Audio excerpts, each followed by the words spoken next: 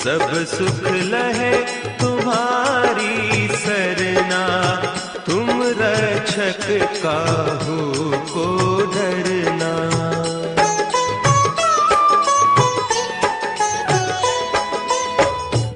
नमस्कार, मैं हूं देवदत्त पटनायक। हनुमान चालीसा देवदत्त के साथ में आपका स्वागत है। इस शो में हम हर रोज हनुमान चालीसा की एक चौपाई या एक दोहे को समझने और समझाने की कोशिश करते हैं। आज हम बात करने वाले हैं चौपाई नंबर 21 की।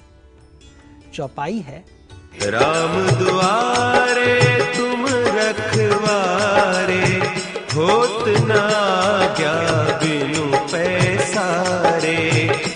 अभी यहाँ पे द्वार के बारे में बताया गया है। राम के द्वार में आप रखवारे हो। ये जो कॉन्सेप्ट है द्वार का, पुराणों में इसको बहुत इंपॉर्टेंस दिया गया है। ये अंदर और बाहर की दुनिया के बीच में द्वार होता है। तो अंदर संस्कृति होती है, बाहर प्रकृति होती है। बाहर जंगल होता है, अंदर जो सभ्यता होती है। तो जंगल राज बाहर होगा और अंदर धर्म होगा। ये जो डिवीजन है, ये इस चौपाई में स्पष्ट रूप से दिखाया गया है कि जहां हनुमान खड़े हैं वो अंदर बाहर का डिवीजन लेके आते हैं।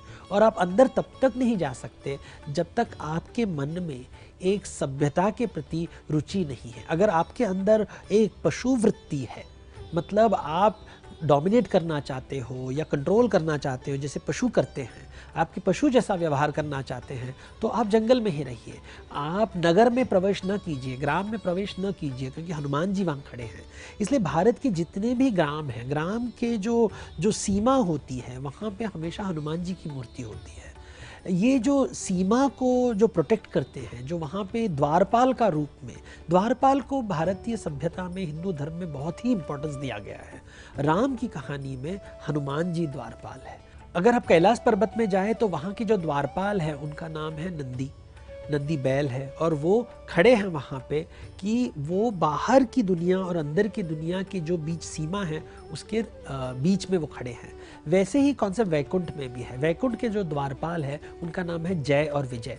कभी कभार विश्वक सेना का भी नाम आता है। तो मंदिर में अगर हम जाएं, किसी भी मंदिर में जाएं, हमेशा द्वारपाल होंगे और उनके दांत होते हैं ऑलमोस्ट राक्षस जैसे भयानक, क्योंकि ये डराने, राक्षसों को डराने के लिए ये रूप लेते हैं। जैसे तिरुपति मंदिर बालाजी में जाएंगे तो वहाँ पे विष्णु रूपी जय और विजय खड़े होते हैं बाहर और कहते हैं कि जो विष्णु भाव लेके नहीं आता है, भक्ति भाव लेके नहीं आता है, भगवान की तरफ नहीं जा रहा है, जिसके मन में अभी भी पशु व्यवहार है, वो बाहर रहे, अंदर ना आए।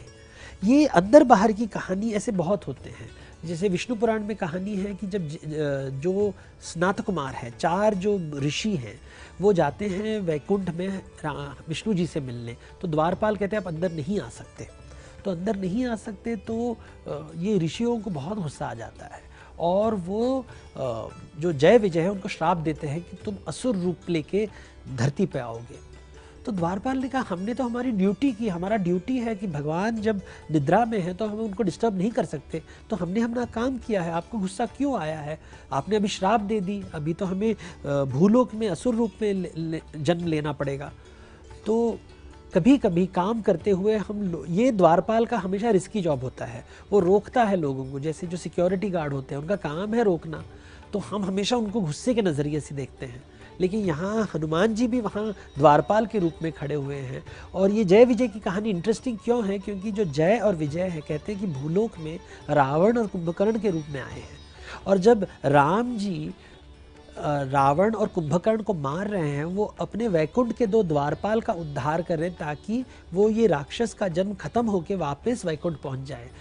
तो ये भक्ति की कहानी है कि जो द्वारपाल है वो धरती में राक्षस के रूप में आए हैं। एक राक्षस भी होता है, वो पूर्व जन्म में देवता का सेवक हो सकता है, वो जय विजय हो सकता है। मतलब जब हम रावण और कुंभकर्ण को देखते हैं, हमें ये याद रखना चाहिए कि उनके पूर्व जन्म में वो जय और विजय थे। तो ये एक जो थॉट है द्वारपाल का, कि द्वारपाल का जो ये इस चौपाई में हम इसके बारे में हम सोचते हैं। राम के जो द्वार है, अयोध्या नगरी है, वहाँ बाहर खड़े हैं हनुमान जी। और हनुमान जी तो यमराज को भी अंदर लाने नहीं देते। जो उत्तरकांड है वहाँ पे कहते हैं कि देवता आ जाते हैं राम जी के पास कि आपने धरती पे जन्म लिया है, योनि से जन्म लिया है, तो यहाँ पे ये मृत्यु लोक है, ये जो भूलोक है, यहाँ पे आपको केवल सीमित समय तक रहना है, आप अमर नहीं रह सकते, आपको वैकुंठ वापस जाना पड़ेगा। देवता आके राम जी से कहते हैं कि आपको मृत्यु स्वीकारनी पड़ेगी क्योंकि आपने भूलोक में जन्म लिया है। तो राम जी कहते हैं मुझे कोई प्रॉब्लम नहीं, मैं मृत्यु को स्वीकारने को तैयार हूँ।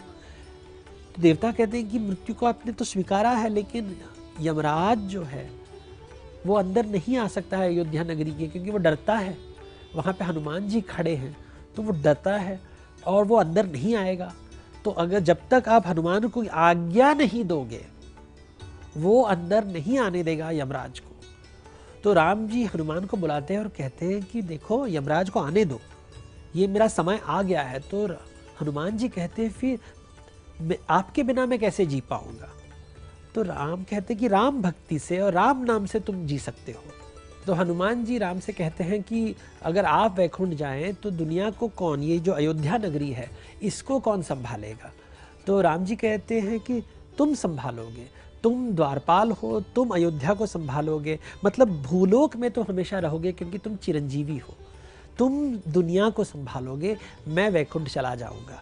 ये जो भगवान और भगवान की दूत की जो कहानी है यह अलग धर्म में अलग तरीके से बताया जाता है। बुद्ध धर्म में कहेंगे कि बुद्ध स्वर्ग में हैं और धरती पे बोधिसत्व हैं, या ईसाई धर्म में कहेंगे कि भगवान जो स्वर्ग में हैं और धरती पे उनके बेटे ईसा मसीह है, या इस्लाम में कहेंगे कि अल्लाह जो है वो जन्नत में हैं और यहाँ पे उनके पैगंबर हैं। तो हिंदू धर्म में कहेंगे कि यहाँ पे राम जी वैकुंठ में हैं, वैकुंठ में विष्णु जी बैठे हुए हैं, लेकिन उनके दूत, उनके सेवक, उनके भक्त हनुमान जी यहाँ पे हैं, हमारे साथ हैं, और उनके माध्यम से ही हम अयोध्या तक पहुँचेंगे, उनके माध्यम से ही, उनके द्वार से ही हम वैकुंठ को भी पहुँचेंगे।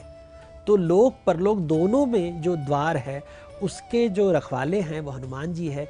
ये इस चौपाई का अर्थ है। राम दुआरे तुम रखवारे, होत ना क्या बिनु पैसारे। आज हमने आपको चौपाई नंबर 21 को सरल भाषा में समझाने की कोशिश की। उम्मीद है हमारे इस शो के ज़रिए आपको हनुमान चालीसा और अच्छे से समझ आ रही होगी। कल फिर से कोशिश करेंगे अगली चौपाई को समझने की। कोई भूल चूक हो तो माफ़ कीजिए। तब तक के लिए आज्ञा दीजिए। नमस्कार।